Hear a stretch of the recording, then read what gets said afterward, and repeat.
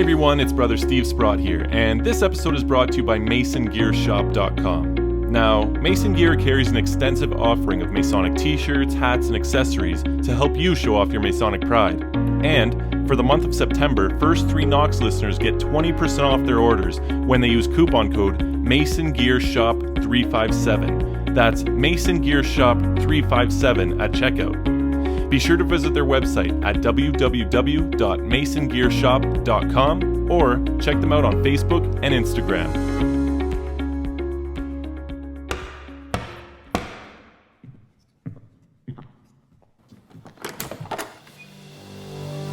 On today's episode, we'll be covering part 2 of our 3-part series on what is Freemasonry. We'll be talking about how to become one. You're listening to the First 3 Knocks, a Masonic podcast in the District of York, where we discuss topics for the betterment of Masonry. The opinions discussed in this podcast are those of the individual and do not represent the views of Grand Lodge or any other Masonic body. Now, here are your hosts. Good evening, brethren. Welcome to the Rising Sun Lodge, Aurora Temple. We're back home. I was going to say, we're back home, finally. Back home, we made it. And we're continuing our 3-part series, of course, on what is Freemasonry. Today we'll be discussing how to become one. And, of course, I'm your host, co-host, Worshipful Brother Bert Tellier from the Rising Sun Lodge, sitting down with Brother Gino Scovio, also from the Rising Sun Lodge, and our producer, Steve Sprott from Zaradatha Lodge in Uxbridge, Ontario. Hello, hello. So, we are covering how to become one. Seems pretty simple question. How can we do that, Gino? Well, I think the first thing is you just have to ask one, right? That's what they tell us when we first come through those doors. To become a Mason, ask a Mason. It's pretty much that simple. It seems to be that simple, but for a lot of our listeners who maybe aren't Masons, and they may not even know a Freemason, how do you get to know one? Well, there's all kinds of various events that a lot of the lodges throughout Ontario and beyond will host. For example, some of the things that we do is we do the Aurora Street Sale here. Mm-hmm. It's an opportunity that we can get out in the public. We do it right along one of the busiest and longest streets in, I think, in Ontario, Yonge Street. Is it North America? Is it North America? I was gonna. I didn't want to give that fact if I didn't know for sure. I think it is North America. We'll have to fact check that one. Perfect. Yeah. Well, Yonge Street, we have street sale once a year. We participate in it. We put up a booth.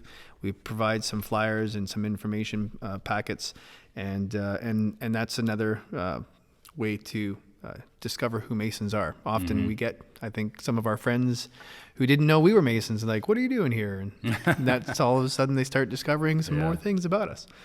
So yeah, there's an event like that. We host friend-to-friend nights. Mm-hmm. We put a little bit of an ad out in the local paper, and we just invite some folks who might have that interest or had family member way down in the past. Yeah. Who were Masons, and they just, again, didn't know who or how to ask. So we put it out there to them. There's definitely, we talked about it a little bit on the last episode, but there's definitely a bit of challenge with becoming a Freemason in terms of how do you go about learning more about the craft, of people involved in it, etc. And that really is by design. It's not for everybody. We talked about that. It is supposed to be something that you seek, knowledge that you seek. And like anything in life, the harder it is, the more valuable it is. Absolutely. So, that for our audience, that's something to consider is if you're thinking that it's going to be easy, it won't. You'll have to put some effort into it, which is, again, by design. So yeah, you can't go to Service Ontario and fill in an application and wait in the mail. It does take a little bit of seeking out, but like I said, we do have a lot of different avenues that we participate in. It's just a matter of looking for our logo, the square and compasses. And they're in every town. Yeah. We talked about that as well. There's 550 lodges in Ontario alone. Yeah. You really have to struggle to not see one. The logos are on the buildings. Yep. They have typical lodge nights. You really just have to pay attention. And if you see somebody going into a building, there's your opportunity to ask. Yeah, absolutely. And even when you kind of driving into the towns or cities, all those welcome signs. Often you'll find the square and compass, which means, again, there are lodges in those particular towns and cities. So if you see them on those, there's a couple here in York District that I've seen that might not be on the actual road that the temple is on, but it has a little square and compass, and it has a little arrow pointing this way. And some of them even have like what night they meet. Yeah. I know Stouffville has one. Signs. I think Newmarket has one as well. Yeah. So there are just little road signs on the side. So again, I mean, just if you are familiar with our square and compass, which is kind of stands out, that's what you want to look for if you really don't know anything or anybody in Masonry. And then we talked a little bit about it on our last episode, Grand Lodge having a plethora of resources. Website, yeah. But a lot of guys that I've heard who don't know of any particular fellas, you can reach out to Grand Lodge. They'll be happy to take your information, point you in a direction that might be best suited for where you're living. And then they'll put you in touch with maybe one or two different lodges, because, again, some meet on different days. There are a couple day lodges that meet on weekends. So just it works. We try to work around a schedule that fits your needs, right? That's important. Don't disrupting the family and the household. I think that's a really good point to stop on and discuss a little bit. Is there are many lodges on different nights, different schedules, and it's important for new applicants to find out when those nights are and what suits them best. Yeah. And the best way you can do that is by reaching out to Grand Lodge. I think just in York District, for example, they've been fantastic in sending interested men our way. Yep. Based on their location. Yeah, exactly. You know, and the last thing we want to see is people that are having to travel far and have it on the raw, inconvenient night that doesn't support their life, because that is really not what Masonry is all about. Exactly. Yeah, it's definitely a good opportunity as Grand Lodge. Well, we've hosted open houses before and had some guests come through those doors, and again, they're guests within the town of Aurora also, or they've traveled quite a distance because they knew we were having one, and same thing. It's not that we've turned them away; we've just informed them. It's always nice to have a new candidate come in and join our lodge, but again, we're looking after that person. So, you know, the last fellow that came through was up in the Vaughan and Maple area. If you have some interest, we'd be happy to put you in touch with those guys. It's not just because they come in through our doors, we snag them. Yeah. You know, again, we're really trying to make it fit their life, because we don't, like I said, want to disrupt family or work, or, you know, have you take off at 3:00 just so you can drive an hour to your lodge. You're not going to enjoy it when it comes to winter. Especially in the GTA. Yeah. I mean, the amount of traffic in this city is pretty absurd. So why would you want to add to that? Exactly. And one thing to note too is that if you find a lodge in your area and they don't have a working schedule, a working time for you, talk to them and see, because there may be other lodges within that building. So if you see one building, there could be 7-8 lodges in there, and they could work around your schedule as well. I had a friend, actually, an old friend, reach out to me recently, and they live in Hamilton. And I was put in contact through Don Kemble with someone at one of the Hamilton lodges there out of that building. And they listed 7 different, I don't know how many exactly are in there, but they listed like 7 different lodges. And pretty much the person that I was referring to Masonry got to pick, you know, what time worked best for them out of that building, right? So, well, we've got the good fortune here at the Rising Sun Temple in Aurora that there are 4 other lodges, 4 in total, sorry, and they range anywhere from meeting on a Monday to a Tuesday to a Thursday or to a Saturday morning. Yeah. So again, not every temple has many lodges that share it, but if they do, again, share that with the prospective candidate, because again, you definitely want to work with what works best for them. We want them to show up. We want them to come. We want them to be engaged. We don't want them to struggle to get there because it's a night or a day that doesn't work for them. We really want them to enjoy it. I would take it even a little further and say that you want to learn a lot about the culture of that lodge. Yeah. Before you make that commitment. Yeah. I mean, our temple here in Aurora is a great example, right? We have 4 different lodges, and all of them have their own culture. Some are more about fraternal relations. Others are more about the ritual.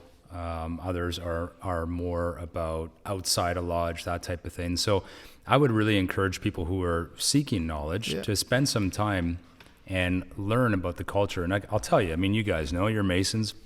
Nobody would be insulted by that. No, not at all. That just makes perfect sense to know what you're getting yourself into as best you can with the knowledge that's available.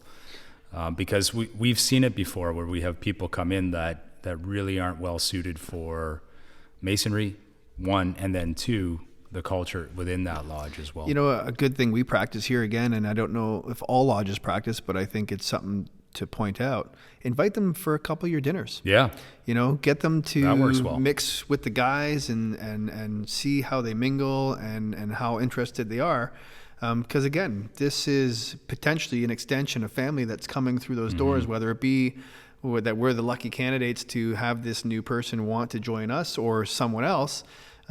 That's a great opportunity to really kind of, you know, have the social side, kind of, you know, tour them around the building and whatnot. And then when it's time for business, they understand they can't stick around, but it gives them that mystery of, ooh, I really want to stick around. I'm curious. Right? Yeah. What's going on up there? And we do that a couple times, actually quite a bit, that it's not just one dinner. They'll come for 2 or 3, you know, and then again, and sometimes they haven't even really asked us yet that they want to join, but they keep coming for dinner. And then finally it's that question that we just didn't know. How do you become a Mason? That's all you had to say. That's all you had to say. How do you become a Mason? Ask a Mason. Yeah, I was lucky enough to go to 3 dinners, I believe. And the guys at Zaradatha were so welcoming to me, not only me, but my girlfriend as well. They invited her right off the bat to any of the dinners and made her feel extremely comfortable because she had her doubts too. Of course. You know, what is a secret society? And, you know, and so she had her doubts and they were very accommodating. They said, hey, come out for dinner, bring your girlfriend. So I did. And, you know, it put her at ease so much just to sit and talk with the guys, interact with the guys, see that it's not, you know, a bunch of weirdos sitting around. Some weirdos. Thanks. Arguably. It's got a few. Got a few peppered in there. But no, it was really comforting, not only to me, but for her as well. So well, and that's so important too, because that's our support at home, and we definitely want them to feel welcomed and on board. I've said this a few times before. You know, when I say I have to go do something Masonic, my wife is like, yeah, awesome, have a good one. And there's no second guessing. There's no questioning. She knows I'm with, you know, good company, good people. Yeah. We're not out at the bar, you know, smashing some beers or anything like that. We're here doing work. Whether she can put a face to the right? name that you come home. And extension of family. That's what it has become. And so, you really need that support from day one. So it's nice to hear that other lodges do the same thing. Invite you, the candidate, and their significant others. And for the lodges that aren't doing that, I would express that they should start because it had such an impact on me personally. And, you know, for incoming members, it's a real, you know. Yeah, that's great insight, Steve. That really is. We probably don't do it enough. I think it's critically important. And it really raises the point on you are making a commitment for life. I mean, that is something that is probably overlooked a little bit, is that commitment time is a lifetime of learning, of being involved. And when you make that commitment, you want to be around people that you really want to be around. Absolutely. Yeah. You get born into your family and you got no choice sometimes, but this is a family you could choose. You could actually choose this one. You got a little control in the beginning. But and I mean, after you have that interest and you might find, again, some community involvements where you see Masons, or you maybe reach out to Grand Lodge, or again, we have billboards on our front that used to have our email. So you find a way. You can find, I'm sure, lots of Masons on social media and reach out to them. I see it often in some of the pages that I'm on, that, hey, you know, I have a friend looking, or we do get a non-Mason on there and says, hey, I'm interested. How do I do it? And lots of people pointing them in the right direction. What's the next step from there once you have asked a Mason or a resource that can put you in touch? Mm-hmm. What's the paperwork that's involved? Is there any? Yeah, there is an application form that's involved that has to be filled out, and essentially that really is the only paperwork that's done with Masonry, and that would go to the lodge that you would be applying to. You would have to have support from 2 current Master Masons for that application.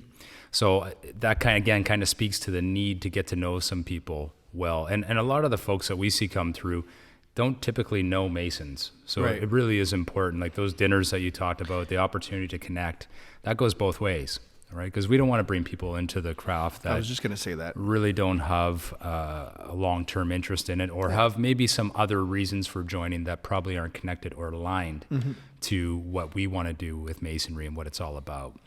So it's very important to have that done. The application goes to Grand Lodge and it gets vetted in terms of you've applied before and been rejected. So there's a bit of protocol behind that.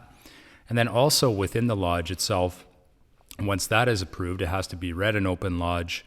It also needs to have a committee of inquiry done on you as an applicant. Oh, so what does that mean? Full background check? Yeah, no, police it would records, seem that way. fingerprints? Yeah. Why, do you have access to some? 'Cause no, nothing like that. It's certainly not that intrusive. Really, what we're looking for is to get a better understanding of who you are at home. And typically, what we want to do is sit down with your family, ideally your spouse or significant other, and learn more about you.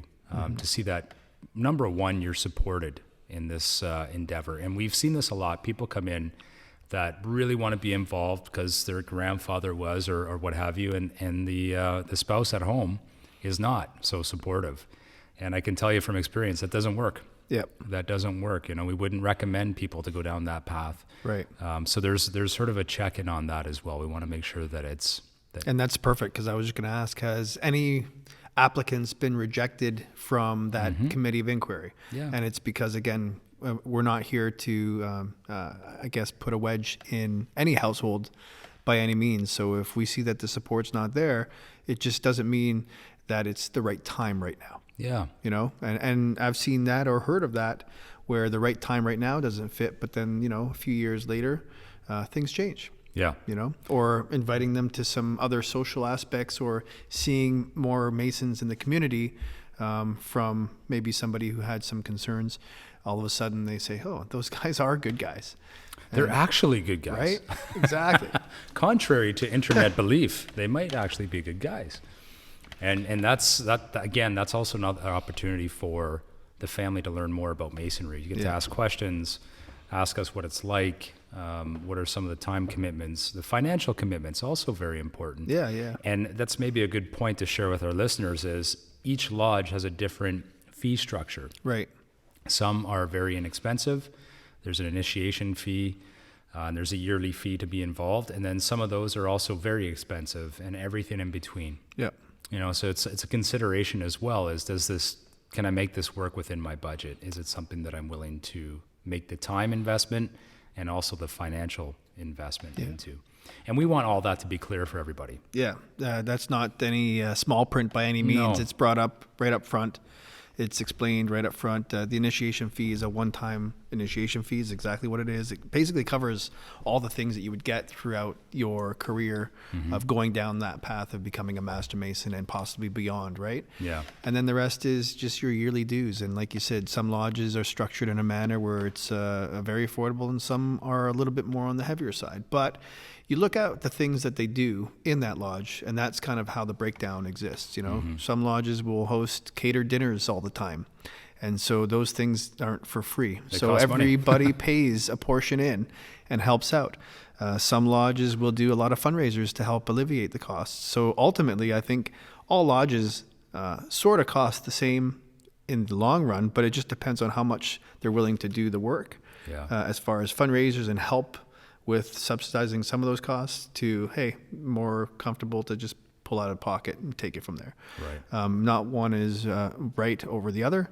Again, it's on that lodge that it's just worked over the, thousands of years, or 300 years, modern years, but thousands of years that we've been in existence.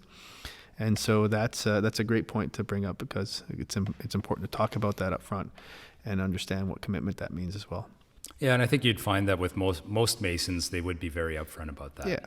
This is our culture. This is what we do. These are the things we like.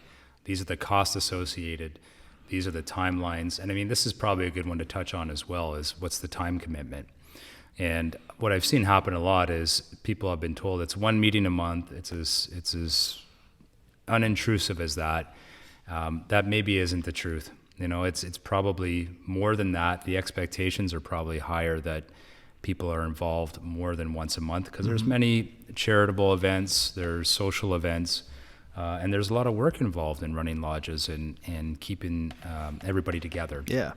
But it really comes down to what the individual wants to do. Yeah.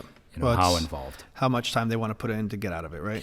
And that was one of the first things that I was told as soon as I had my first kind of meet and greet was, families first, work second, and then masonry third, right? So, and it's true. It's just how much time you want to dedicate to masonry. And you have to remember that if you're dedicating time to masonry, you're taking away time from family. And you just have to kind of balance it out, like we've said in numerous episodes. It's a balance, right? Yeah. It's a balance, and it comes back to prioritizing your life. I think Right Worshipful Brother Alan Dresser said it well when he was on early on last season and talked about time commitments. And he had mentioned that I hear a lot of young guys saying that they'd love to do masonry, but they can't make the time commitment. And then these are guys who are getting up at 3 or 4 in the morning to go play hockey before work. Come to a hockey game and lodge, right? That's what it's all about. Yeah, and it comes down to priorities. And I thought that was really a clever way of describing it. It's really what you place the emphasis on. Yeah. But I get it. It's not for everybody, and it's something that is unknown. You don't get to have all the answers. And by the way, even when you're in masonry, you don't have all the answers. It's a journey, a long lifetime journey. And so you have to learn that on your own. Yeah. You don't get to have everything revealed and understood. So the potential candidate finds a way to get in touch with a Mason. He fills out this application. He goes through a little bit of a vetted stuff from Grand Lodge and an inquiry committee is put together from the lodge that is chosen that he wants to apply to. What are the next steps at that point?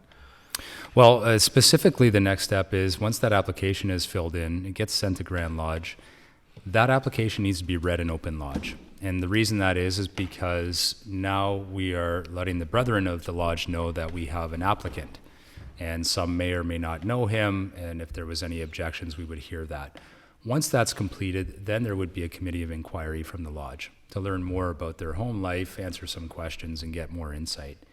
If that comes back favorable, and we have a favorable report from Grand Lodge, then now we have the opportunity to put this applicant to a vote in open lodge, in the next open lodge. And that is a really interesting process that I can't share a lot with our listeners, but an interesting process that we go through. And really that is the opportunity for all the members of the lodge to accept or reject the applicant. In most cases, the case is that they are accepted. And once they are accepted, then the worshipful master will arrange a time for the initiation. And that really is the special part of Masonry. I mean, we've all been through it, of course. Yeah. It's sort of that I'm going to this great unknown thing. I'm being picked up by a senior brother. I have no idea what I'm going to get into. I'm not allowed to know anything, but there's a banquet in their honor. And the ceremony itself is very, very special and long lasting. So that's as much as I can say about that. That part alone, for me personally, was a very special moment in my Masonic career. Yeah. And then from there, I mean, the Masonic career begins. Mm-hmm. That is the long journey of new learning, new people, connecting dots, and putting yourself through trial. That's awesome. Yeah, I remember my initiation night, and I had our Right Worshipful Brother Rickman and our Right Worshipful Brother Hawthon pick me up. So here I had these two senior guys. Two legends. Yeah, two legends. Two senior guys come pick me up, and my wife says, "Who are these guys?" I don't know. I met Scott a couple times, obviously, from before being accepted. And I got driven here, and again we had a banquet, and I was the honored guest, and by the end of the night I was the brother. Yeah. So it was a really special night for me. I remember one of the guys at the end of the ceremony saying, "You're one of the first candidates that had a smile from ear to ear the whole time." And I just soaked it in, like the rich history that comes with it and everything. Did I remember anything? No. Of course not. No. Full confusion They say, set in. be a sponge tonight. I don't know how that is when, again, everything is so unknown and it's just happening all at the same time. But I don't think I've met that guy who was the sponge. No. I don't think I've met one either.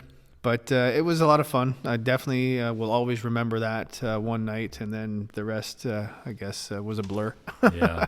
How about yourself, Steve? What was that first night like for you? Again, a lot of confusion, but it was exciting for me. I mean, it was a long time coming. I sent in my application. I went through everything. I sat with my sponsors, talked a little bit more about it, and we were on summer break, so I had to wait a little bit longer, waiting for the application and all that. So by the time I was ready to go, I was nervous, and nothing to be nervous about. After doing it, you calm down a lot and realize, I worked myself up for nothing. There is a lot going on though, and difficult to take it all in. But I think that's the excitement of it. The door has been opened to you, and now you can, sit down and really do some learning and dissect things when you go home, and still dissecting things from my initiation and my second degree. So it's exciting. And they say, ask questions. And every time I come to lodge and I'm now senior deacon, I have so many more questions that come up, so it's, again, ever learning. It's forever learning. Yeah, absolutely. Yeah, absolutely. Maybe we take a few minutes to clear the secretary's desk. Took the words right out of my mouth. There we go.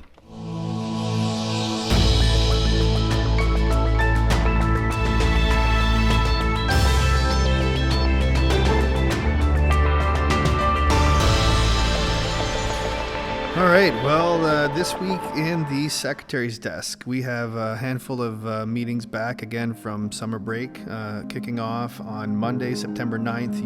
Union Lodge has their regular meeting.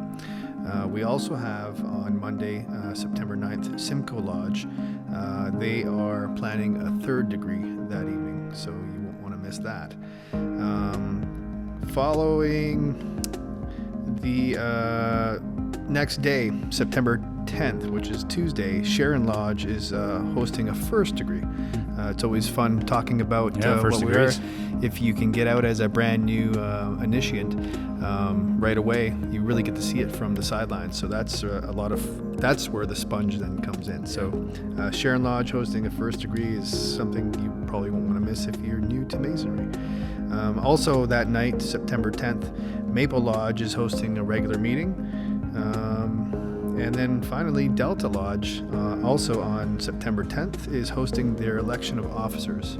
And we got a special guy that we know that might be moving towards the east in that He may. one. So we'll see how the votes may come not. in, right? You got to get voted. Has to get voted in. Then, of course, moving into Wednesday, September 11th, is a very special reception for Right Worshipful Brother G. Allen Dresser, our new District Deputy Grand Master of York District, and that'll be held at Richardson Lodge, his home lodge in Stouffville. That'll be, ceremony is at 7 p.m., and there'll be a reception held in his honor at the Stouffville Legion, 150 Mostar Street in Stouffville. Also on that night, if you belong to Wellington Lodge, unfortunately it's a double header that night, so if you can't make it to Right Worshipful Brother Allen Dresser's ceremony there and reception, Wellington Lodge is going to be up and active, and they're hosting a second degree that evening. Oh, good. On Thursday, September 12th, again, it's a double hitter. Tuscan Lodge is hosting a regular meeting, and also King Solomon's Lodge is hosting a regular meeting. They're having a step-up night in preparation for the meeting in October. Right. And an election of officers. So again, if you can't make it to Delta on Tuesday and you want to see what an election looks like, check out King Solomon's. It's busy a couple weeks to kick off September, isn't it? Absolutely. On Monday, September 16th, this is a big event. This is Zerodatha Lodge's 150th birthday celebration. and that is at 7:30. This is a very important event. As mentioned before, the Grand Master, Most Worshipful Brother David J. Cameron, will be in attendance for that, which is making it an even more special event. Of course, the tickets are sold out, but if you are a Mason, you are welcome to attend the lodge portion at least, and I think that is one that we don't want to miss. I know we won't miss it. We'll be there. We'll be there. And we're looking forward to it. All right. The following night, we're having an emergent meeting here at the Rising Sun to honor our newly appointed Very Worshipful Brother, Mike Redmond. Yes. He has become an appointed Grand Lodge steward, so we're very excited for him. Proud of him. Very proud. Very proud and very well deserved. So in that, we are hosting here at the Rising Sun Temple a small, quick ceremony that I believe is to kick off for 7 o'clock. And then 6:30. 6:30. 6:30 for Masons here at the lodge. Perfect. And then right after we're done, we're going to be going up to St. Andrews Valley Golf Club, which is located at 4 Pinnacle Trail out in Aurora. And all family, friends, non-Masons are welcome. We'll have our little reception, a couple of toasts, I'm sure, for our Very Worshipful Brother, and it'll be another fun night. Good, and there's many other events, but one that we have to put on here, of course, because our producer is sitting right beside us, is Zaradatha's Scotch and Cigar Night, which is going to be on Saturday, October 19th, and that is from 6:30. Do you want to tell us a little bit about that, Brother Sprott?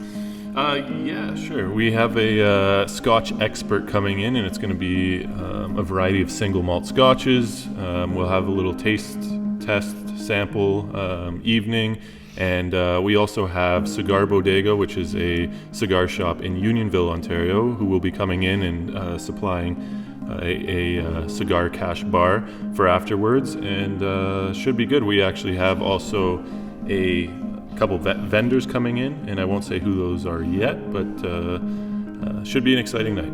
Awesome. And one more that's not yet on the app or on our Facebook page, but I do know I saw it in a few summonses. Another appointed Grand Lodge officer, Very Worshipful Brother Randall Hutchinson from Tuscan Lodge. I believe he will be having, Tuscan will be hosting a reception, I believe, on September 26th. Oh, good. I've reached out for some details, so as soon as we have them, we'll update all our social media platforms and probably catch it on another secretary's desk in the very near future. And I believe that wraps up our secretary's desk. All right, well, welcome back to our episode.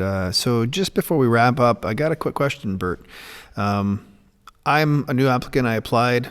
How long might it take for me to even hear back, or before I've, again, been interested and right to the point of maybe becoming initiated? Yeah, that's a great question. And to answer that, I would say that, I hope you have some patience. Yeah. Because becoming a Freemason is not a fast process. It takes time. You need to be very patient. It really depends on what's happening with the lodge, what time of year it is. We do recess for the summer break in both July and August, so that can play a factor. It also depends on the lodge that you are attempting to join, what is going on in their schedule. So as a general rule of thumb, I would say a solid 6 months to get through the application process would be a fair assessment. Now, it does happen quicker, Yep. but it also happens longer. But fair to say that's a test to the candidate, right? Yeah. Patience is a virtue. Patience is a virtue, and becoming an entered apprentice is just the first step. Yeah. There's many more steps behind that, and all of those take time as well. So my strong advice to those who are seeking to become Freemasons is to have patience. All right. So we've covered pretty much all the points from start to finish on how somebody who might be interested could apply and what that process would entail and the length of time. If again, maybe we have a few guys out there that don't know of Masons, what resources maybe can we point them towards to take a look? Yeah, there's quite a few. I mean, the first one that comes to mind, of course, is the amazing work that your team's done on the York District app. And we have another app that's been developed called York District Masons Friends. And this is a great resource that has insight as to what Freemasonry is, the lodges in our district. There's a brochure in there that answers some questions direct link to Grand Lodge, which is very important. And of course, the First Three Knocks podcast is on there. So if you want to learn a lot about Freemasonry, I couldn't think of a better resource than tuning into the First Three Knocks. So the way to get that is through Team app. You need to download the Team app and then search York District Masons Friends, and that'd be a great asset for you. Awesome. I hear that there's also other resources on Netflix, Inside Freemasonry. Is that this is a really good documentary that was done under the United Grand Lodge of England, and it came out. I believe it's probably been maybe 2 years now that it's been out. Yeah, was it not for the 300th anniversary? Like it kind of coincided with that anniversary, that nice big. It's a 5-part series, awesome. And they cover everything about Freemasonry from the Grand Lodge of England perspective. As a Freemason myself here in Canada, I was quite surprised with how much they shared. Yeah. They were very open. It was excellently done. It gave great insight into some of the expectations, some of the challenges of Freemasonry, the type of people that you meet, the ritual, who's involved. It really is a great starting place. If you want to learn a lot about Freemasonry, that's a great place to start, and that's on Netflix. Awesome. A couple other resources to consider. If you wanted to just reach out and get some information as well, you could reach out on email to office@grandlodge.on.ca, and that'll go directly to the Grand Lodge of Canada in the province of Ontario, so they'll be happy to share some information with you. You can also go onto their website, and Gino, you and I have been using that quite a bit. Yeah, We've especially updated for the these website. parts. Absolutely. There's a lot of great information there. I think that's probably a really good place to start as well. And then if you're also in York District, you could reach out to yorkdistrict.ca to get some information. Leave your information, and that'll go into our district secretary and district deputy grand master, and they'll put you in touch with some people local to you that can help. And then finally, I'd say the First Three Knocks, we have our own website or our own email address, and you could reach out to us. We'd be happy to put you in touch with the right people or give you more information. And that is the First Three Knocks @gmail.com. And that 3 is THREE, the letters, not the numbers. Awesome. And if it's not Ontario that you live, again, the resources that we've just named can certainly find any lodge or any Masonic body in your part of the world. So this is really, as I said, a big global fraternity. And if you're catching us all the way in, Ghana or Australia, and you don't know how to reach out locally, you can, again, reach out to us at the First Three Knocks, and we'll be happy to put you in touch with the right people. Any Mason, really. I mean, comes down to it. Any Mason's going to be willing to help and put you in contact with who you need to be in contact with, whether you're contacting us from the States and you go on the Grand Lodge website of Ontario and you send them an email. I mean, everyone will help you out, so... Awesome. What a Masonic thing to do. I was going to say, what a great fraternity. Well, I guess this wraps up part 2 of the series, and we'll be discussing part 3 on what to expect in the next episode. Thank you for joining us for this episode of the First Three Knocks. Happy to meet, sorry to part, happy to meet again.